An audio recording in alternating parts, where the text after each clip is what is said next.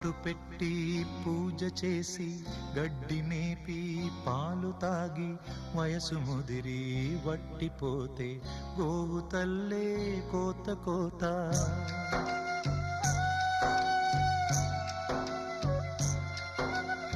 బొట్టు పెట్టి పూజ చేసి గడ్డి మేపి పాలు తాగి వయసు ముదిరి వట్టిపోతే గోవు తల్లే కోత కోత.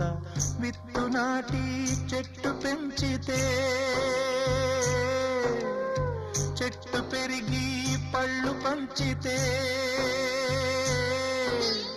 తిన్న తీపి మరిచిపోయి చెట్టు కొట్టి కట్టెలమ్మితే లోకం